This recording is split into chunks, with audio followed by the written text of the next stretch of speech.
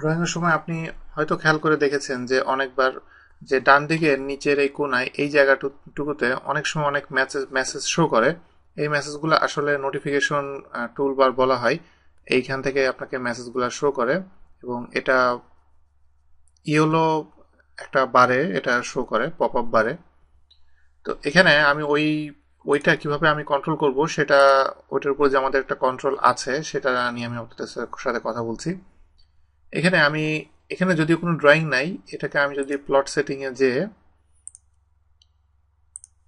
আমি এটাকে যদি ওকে দিই, দেওয়ার পরে আমাকে এটা এক জায়গায় সেভ করতে হবে। আমি এটা ওভাররাইট করে এটা সেভ করলাম। সেভ করার পরে ডান দিকে দেখেন যে যে নোটিফিকেশন বার, যেটা পপ আপ বার, এই পপ আপ বারটার ভেতরে যে মেসেজটা এসেছে এই মেসেজটার উপরে আমি যতক্ষণ ক্লিক না করব, মানে এই কোনায় যতক্ষণ ক্লিক না করব ততক্ষণ পর্যন্ত এটা এখানে থাকবে, যেটা আমার ড্রয়িং এর জন্য একটা সমস্যা।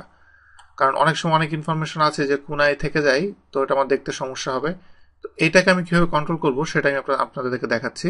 আমি এটা কেটে দিলাম, দেওয়ার পরে ডান দিকে কোনায় একেবারে নিচে এখানে দেখেন যে এখানে একটা অ্যারো চিহ্ন আছে। এটাকে বলা হয় অ্যাপ্লিকেশন স্ট্যাটাস বার মেনু।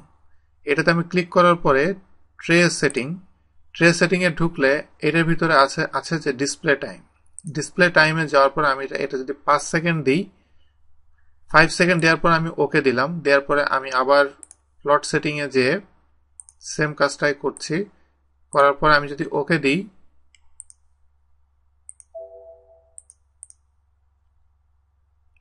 এদিক এই এই এটা ওপেন হয়েছে এবং 5 সেকেন্ড পরে দেখেন এটা অটোমেটিকলি চলে গেল।